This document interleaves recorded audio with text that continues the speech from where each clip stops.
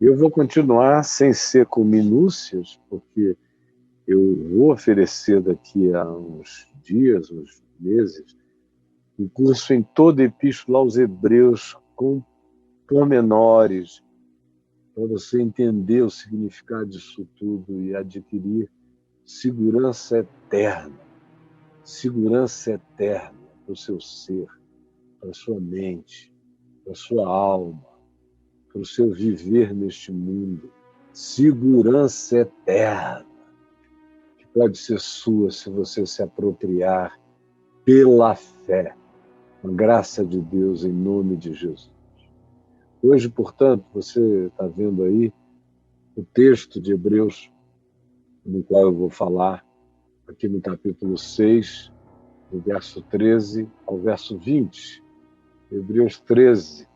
Você lembra que eu comecei falando sobre como a boa nova pode ser desperdiçada se nós tivermos um duro coração de incredulidade, se a gente se deixar endurecer pelo engano. Coração de incredulidade nos afasta do Deus vivo, quando a gente dá crédito à fantasia, ao invés de crer na palavra revelada. E a palavra é Cristo, ele é o Verbo de Deus. E aí a exortação que eu fiz na sexta passada foi para tomarmos cuidado com esse duro coração de desobediência, que nos coloca longe, que nos coloca na posição de não podermos entrar no descanso, que é aqui, não é no céu. O céu está para além do descanso. Aqui é o descanso. No meio de toda essa confusão, entrar no descanso pela fé, tomarmos posse do benefício do Evangelho. Aí, logo depois, eu falei sobre a promessa de entrar no descanso de Deus e como isso implicava em que o Evangelho, as boas novas, se fizessem acompanhar de fé. E eu repeti isso inúmeras vezes, de fé e de prática, para que nós que cremos entremos no descanso. Porque não há necessidade de ficarmos com a angústia neurótica da produção de obras, da lei. Está tudo feito por Jesus, o descanso já foi conquistado, as coisas foram concluídas em nosso favor. O que temos que tomar cuidado é com o duro coração de desobediência, que nos afasta do repouso, do descanso de Deus. E aí eu falei dos bloqueios da alma e de como a palavra de Deus pode penetrar essas dimensões e revelar quem nós somos diante de Deus e para nós mesmos, para que, sabendo quem nós somos, nós nos convertamos, para que, entendo a luz da autocompreensão, a gente tome a decisão em nosso favor. Aí eu prossegui, mostrando como nós temos a necessidade de usufruirmos da confiança que nos coloca na presença desse trono de graça, que é paz para nós, onde nós temos misericórdia perene para toda e qualquer outra ocasião. Aí, no dia seguinte, eu falei que isso acontece porque Jesus se condoeu de todas as nossas necessidades. Ele mesmo foi tentado em todas as coisas, mas sem pecado, e ele conhece a dor humana, ele, o perfeito, foi aperfeiçoado nas coisas que sofreu, foi aperfeiçoado na experiência das nossas imperfeições. E se tornou o autor da salvação eterna, que é minha, que é sua, que não é de judeus, é de todos, porque ele não é um sacerdote de judeus, ele é sacerdote segundo a ordem de Melquisedeque, que é uma ordem universal, que cobre todos os seres humanos em todos os lugares da terra. E nós prosseguimos, então, dando ênfase, dizendo que no primeiro dia a ênfase foi no duro coração de incredulidade que preferia se deixar enganar pelos enganos da jornada do que abraçar a promessa e a palavra da fé. Aí eu falei que uma outra coisa que impedia era o tardio coração para ouvir e processar, que havia um bloqueio, de uma quantidade enorme de pessoas, mesmo com potencial para entender, não queria entender, por isso se tornavam tardios para ouvir.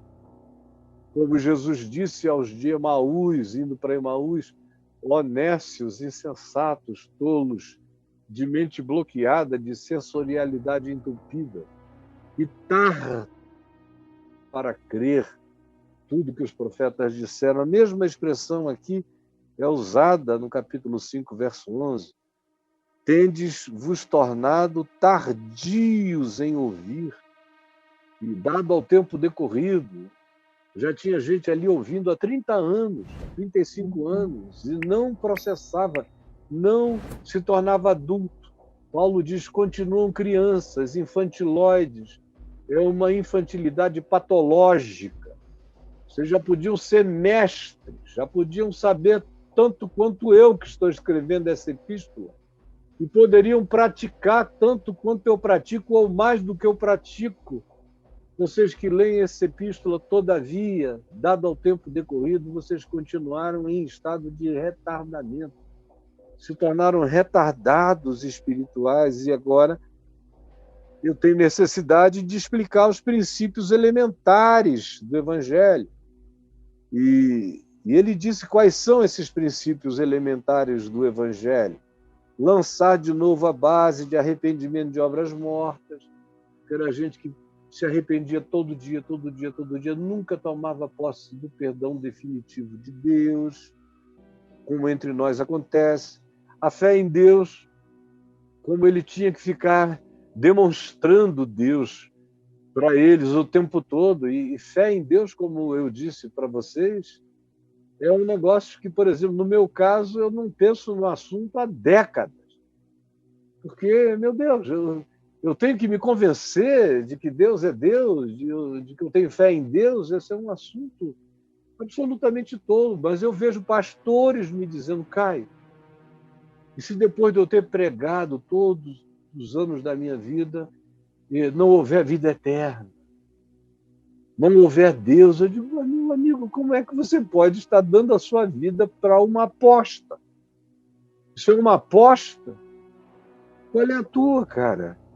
Quando você lambeu, provou Deus e foi comido por Deus e é mastigado por Deus, você faz parte de uma relação de natureza orgânica com Deus, ou não começa a fazer nada, ou a ensinar nada, porque não tem ensino válido que não deva partir da sua experiência de comer Deus e ser comido por Deus, de mastigar Deus pela fé, como Jesus mandou, comer a carne dele, beber o sangue dele e ser comido, devorado pelo amor de Deus. E aí eu tenho autoridade, eu tenho a experiência de Deus em mim. E também um ensino de batismos, pessoas que a cada episódio da vida querem um novo batismo, e o batismo é um só. Eu fui batizado na morte de Cristo, e ressuscitei com Jesus e estou sentado nos lugares celestiais em Cristo Jesus, e o batismo com água ou em água é só uma simbolização única, uma única vez, acerca disso que aconteceu e não precisa nunca mais ser repetido. Assim como Jesus só morreu uma vez pelos pecados, eu morri quando ele morreu e fui batizado nesse batismo espiritual, e o batismo exterior é apenas uma manifestação visível para testemunho de homens e mulheres acerca do que em mim é verdade, já aconteceu pela fé. Ensino de batismos é uma outra elementariedade a ser deixada. A imposição das mãos, sobre quem se impõe as mãos ou não se impõe as mãos, qual o significado de impor as mãos. Naqueles dias eles estavam gastando horas e horas e horas e horas discutindo esse assunto. Ou então a ressurreição, versões da ressurreição para lá e para cá. Ou então sobre o juízo final, que entre nós tem um apelo enorme. Juízo final implica em céu, quem vai para o céu, quem vai para o inferno, como é o julgamento, quem é joio, quem é trigo, e aí vai. Em toda essa especulação de sexo de anjos, e o escritor de Hebreus diz, olha, isso eu estou fazendo, eu estou largando, eu não vou entrar nessa. Vocês já tinham que estar para além disso há muito tempo. E aí eu dei ênfase no verso 12 do capítulo 6, diferentemente do tardio coração para ouvir, e diferentemente do duro coração de incredulidade, tem aqui o coração indolente, para que não vos torneis indolentes, mas imitadores daqueles que pela fé e pela longanimidade herdaram as promessas.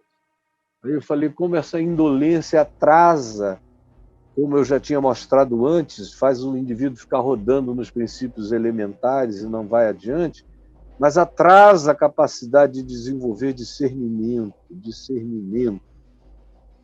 discernimento para compreender não somente o bem, mas também o mal. Discernimento é o que a gente precisa entender urgentemente.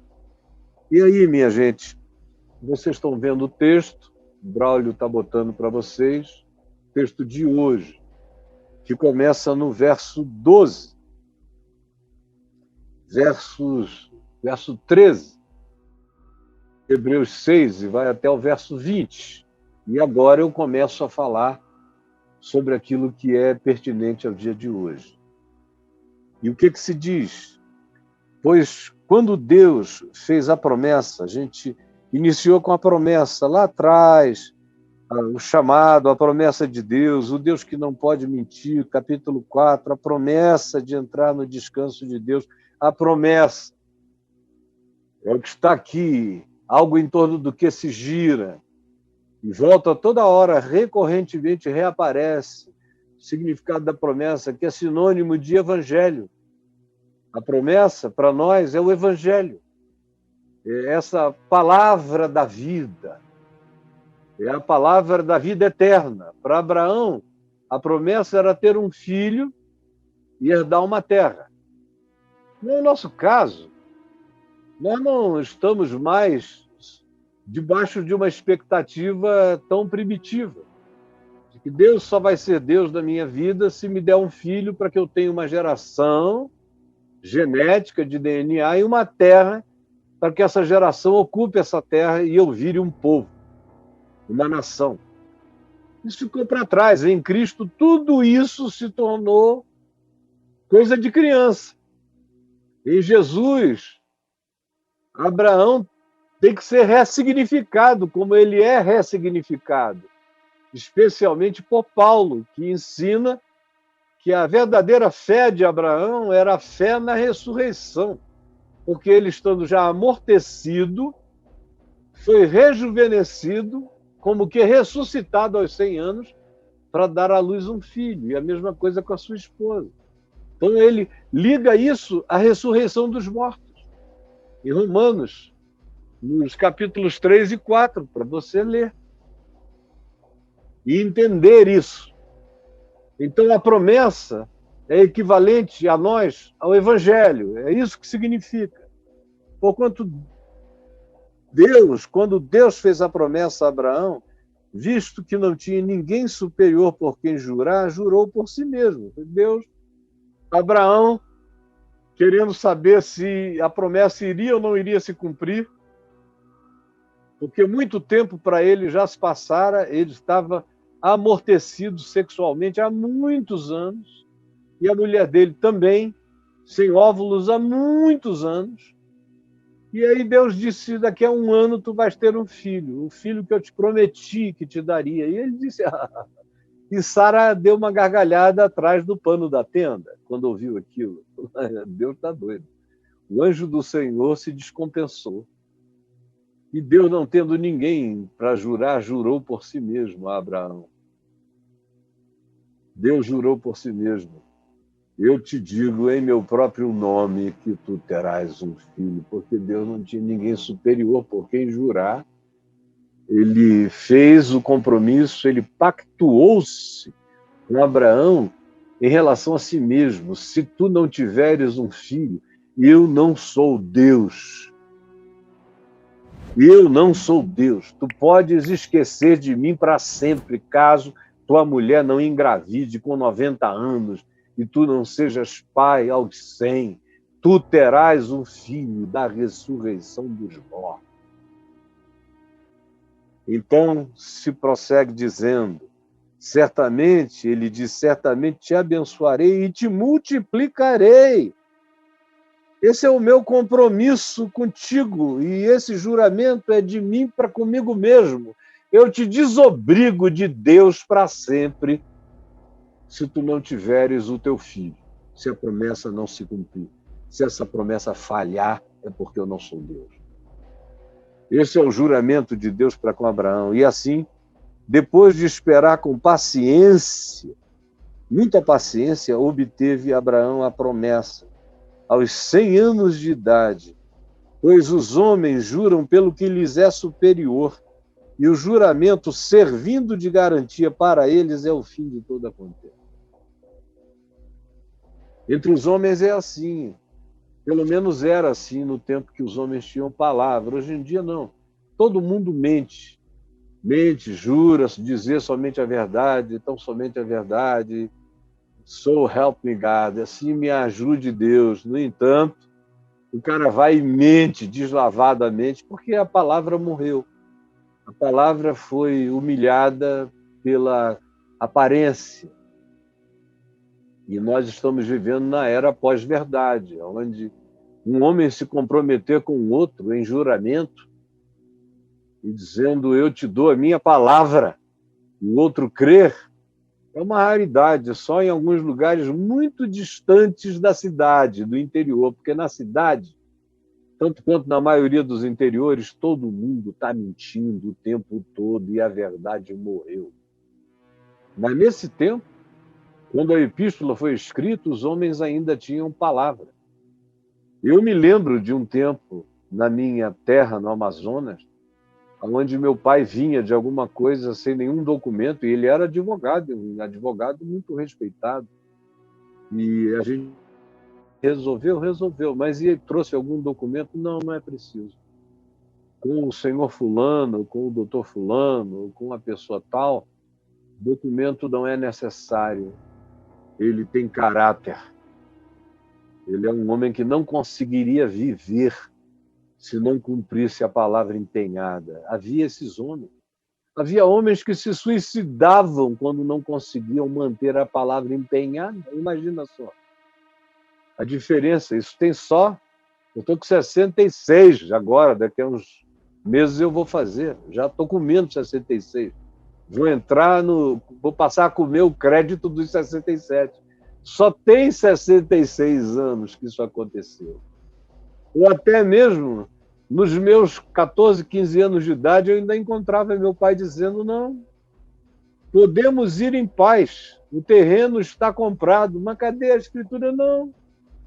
Com dona fulana isso não é necessário, ela é uma mulher de palavra, e eu via que tinha gente que sofria até prejuízo, pagava caro para cumprir a palavra, para não perder a palavra, porque não sabia viver sem o compromisso da palavra. É esse o argumento que o escritor de Hebreus está usando, tomando como exemplo pessoas que ele conhecia no primeiro século, que não seriam capazes de quebrar uma promessa. Ele diz, olha, se entre nós, os humanos, num aperto de mão, num fio de bigode, num trocar de pedras, fica com essa pedra que eu te dou, como compromisso, fica com o meu anel, que eu te dou como penhor, de que eu vou voltar para cumprir a minha palavra. E aquilo era o bastante. E a pessoa voltava 2, 3, 4 anos depois, e quem estava segurando o penhor não duvidava, porque cria que ali tinha alguém de palavra. Isso tudo morreu entre nós, de modo que eu estou gastando esse tempo para explicar o verso 15, que se tornou tão absolutamente deis significado entre nós. Verso 16, pois os homens juram pelo que lhes é superior. E o juramento, servindo de garantia para eles, é o fim de toda contenda. Juram por algo que lhes é precioso, significativo, importante ou superior. Hoje em dia, o cara bota o nome de Deus, ele jura pela mãe. Por isso é que Jesus disse, não jurem por ninguém, porque vocês não têm o poder de fazer isso acontecer. Basta, pelo menos, terem a palavra que diga sim, quando é sim, e não, quando é não, porque o que disso passar vem do maligno. Vocês ficam mentindo, e a mentira é do diabo, que é o pai da mentira, e vocês ficam fazendo invocações diabólicas à medida em que mentem uns para os outros. Então não façam isso.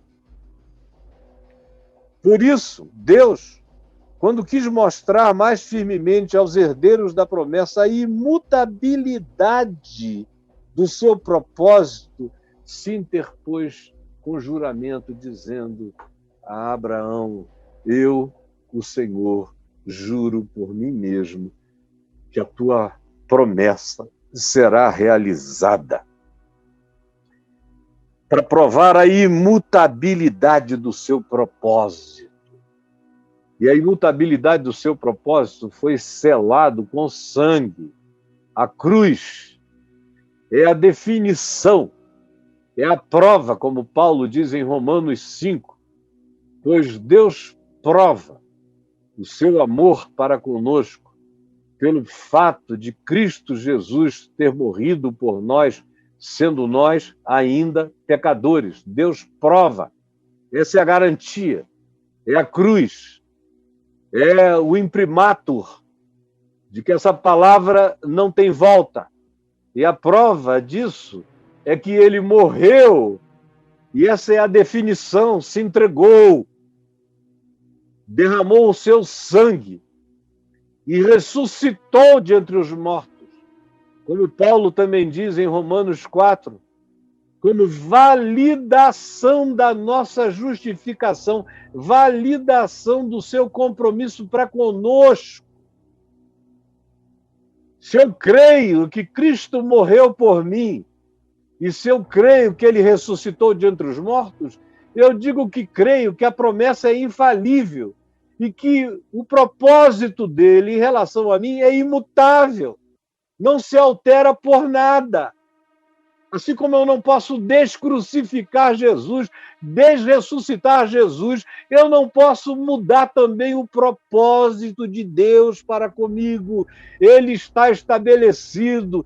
Não tem nada que mude no céu que mude isso. Não tem nada que mude no inferno que mude isso.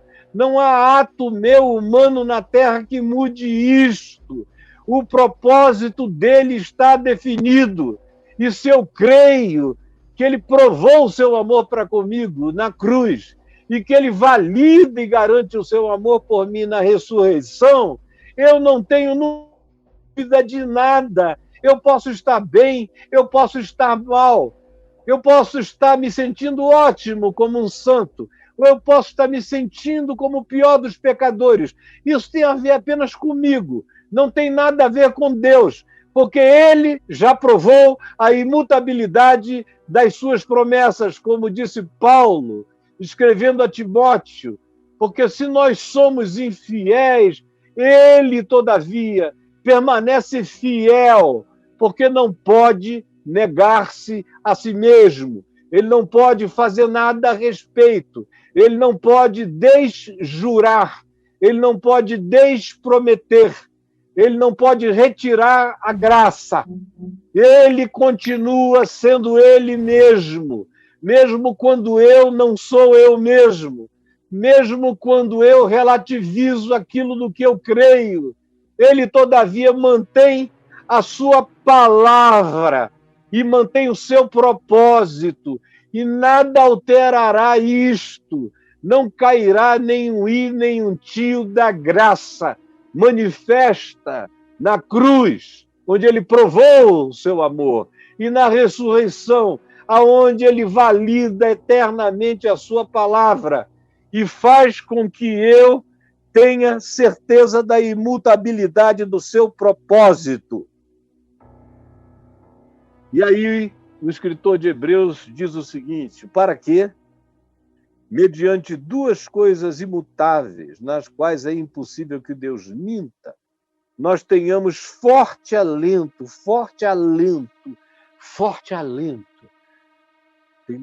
Deus estabeleceu isso tudo comigo a partir de duas coisas nas quais é impossível Deus, sendo Deus, minta. Qual é a primeira coisa? É a promessa. Ele fez uma promessa, ele não vai desprometer. Nunca.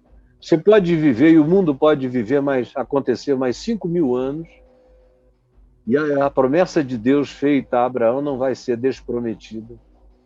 E a promessa de Deus feita a mim em Cristo, que provou o seu amor para comigo e garantiu o seu amor para comigo na ressurreição, não vai ser desfeita jamais. Eu quero que você, seu filho, seu neto, seu bisneto, mesmo depois que eu morrer, me ouçam outra vez e outra vez e outra vez, e tenham a garantia absoluta de que o que Deus prometeu não será desprometido. A primeira coisa que não pode mudar é essa promessa, porque é a palavra de Deus. E ele não recolhe atrás, assim como o universo foi criado pela palavra e continua e é mantido pela palavra, e ele tem 14 bilhões e 500 milhões de anos de existência desde o Big Bang, esse universo linear que a gente estuda. Tem outros universos, com outros tempos, e tem universos que não são medidos em tempo, são de outra natureza, que não são espaço-temporal. Mas todos eles foram criados pela mesma palavra do seu poder. Todos eles são mantidos. Nenhum deles foi desfeito. É a mesma palavra que criou o universo, é a palavra que prometeu a Abraão que a terra e a história e o mundo acontecessem enquanto acontecessem, mas aquela palavra não voltaria atrás. E a palavra dita a mim é mais poderosa ainda, porque está dito que Deus prova o seu amor para comigo, porque Jesus morreu por mim e ressuscitou por mim. É a promessa que não falha. É a primeira coisa. E a segunda é o juramento de Deus com Deus, por si mesmo, de que isso não acabaria jamais.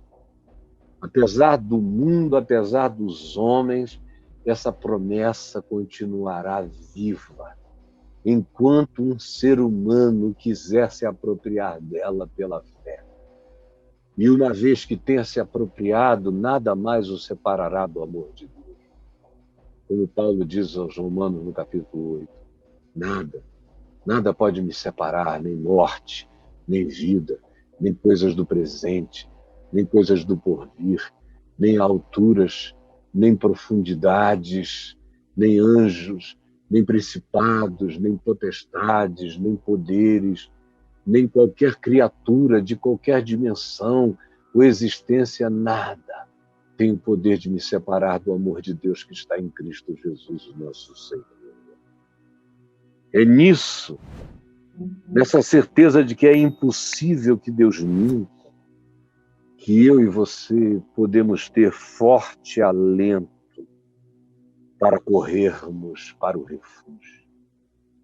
Como eu mostrei aqui hoje, nessa imagem que o Braulio me apresentou antes do programa começar, e sem ter a menor ideia de que eu iria falar justamente sobre correr para o refúgio.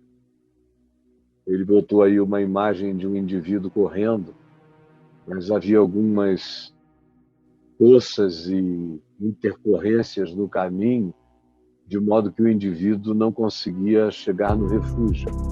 Olha aí. E aí vem o rapaz correndo, mas ele para porque tem um espaçamento, um fosso, e ele não sabe chegar no refúgio. Não é o nosso caso. Nós podemos ter forte alento de que Jesus é o caminho para o refúgio e que nada nos impedirá de chegarmos lá, em nome de Jesus. Por isso eu tenho esse alento que não muda, que não envelhece.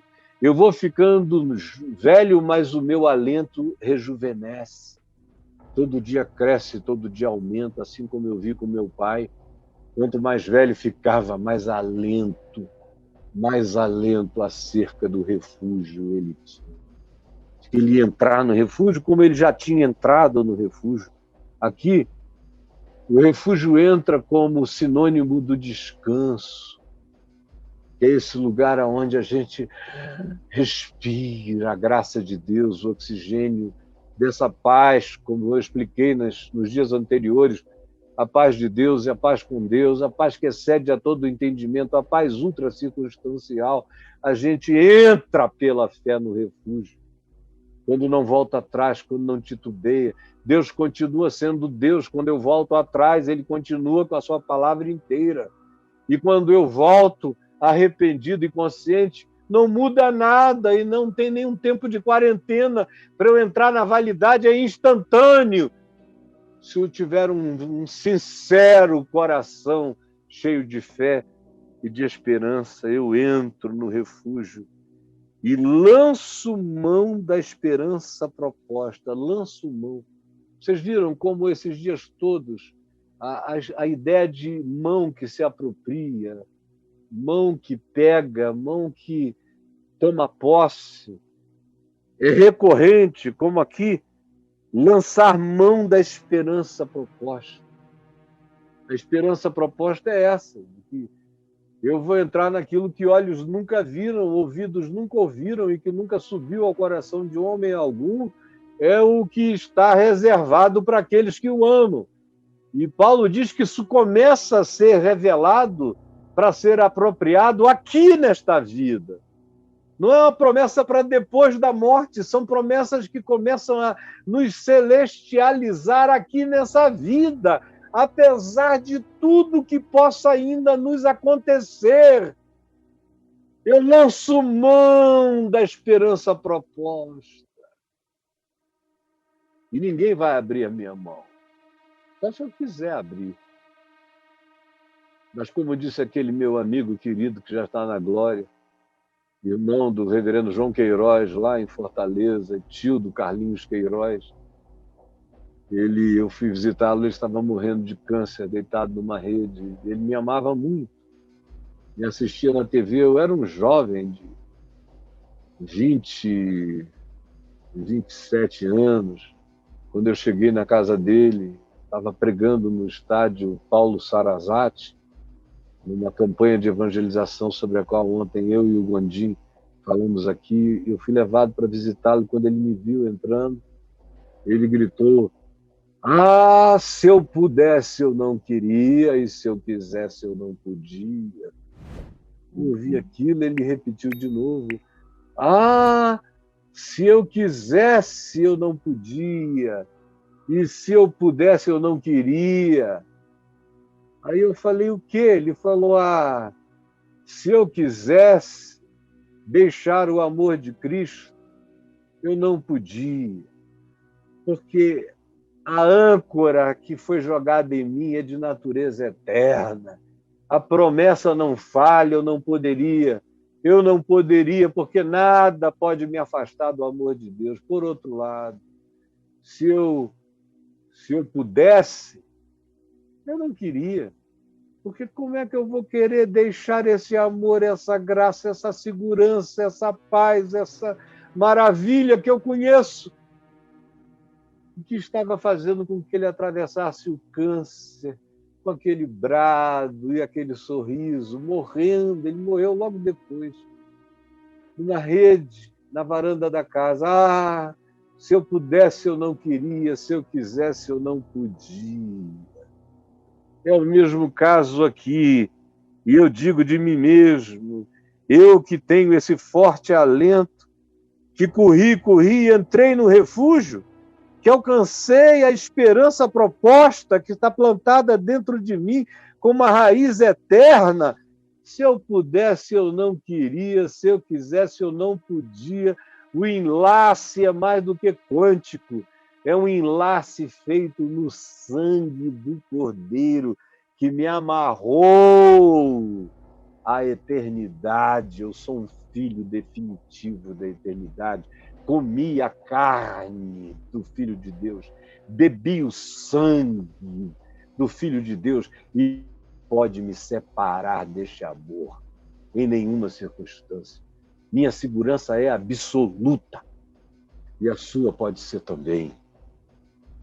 E aí ele diz, essa esperança que nós tomamos posse pela fé quando entramos nesse refúgio que é Cristo, que é a garantia do amor de Deus, a qual nós temos essa esperança, essa certeza, essa palavra, essa fé, nós temos por âncora, âncora, âncora, âncora, âncora. Nós temos por âncora da alma, que trabalha em duas vias, é a graça de Deus que se ancorou definitivamente em mim, plantada no meu coração, aqui, se plantou aqui, se flechou aqui.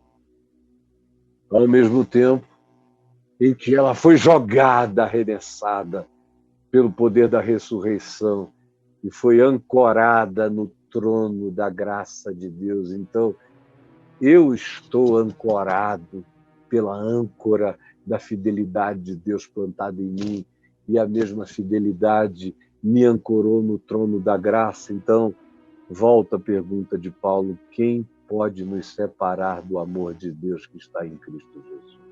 Quem? Em qualquer dimensão. A qual temos por âncora da alma, segura e firme. Pela madrugada, gente, segura e firme. É muita garantia, é muita vontade de que a gente ande em paz, viva em paz, tenha paz, viva no refúgio, habite uma ambiência espiritual de fé, sem medo, sem angústia duvidosa, antes com um coração firme na esperança proposta, sabendo que Deus não pode mentir, que a fidelidade dele não se desfaz, que a ressurreição não pode ser desressuscitada, que a cruz não pode ser descrucificada, que a palavra não pode ser desfalada e que a promessa não pode ser desfeita. É muita vontade de que todo mundo que está aqui comigo tenha isso, se aproprie disto. A âncora da alma, segura e firme, que penetra além do véu do Santo dos Santos, que penetra no mistério de Deus. Penetra no mistério de Deus. E me dá segurança absoluta, aonde Jesus, como precursor, entrou por nós. Jesus entrou por nós. E ele é aquele que segura essa âncora no mistério de Deus. É ele que entrou por mim, por nós. É aquele que atravessou todos os véus de todos os mistérios e penetrou na inescrutabilidade de Deus. E é ele que plantou a âncora no chão do mistério do amor de Deus por mim.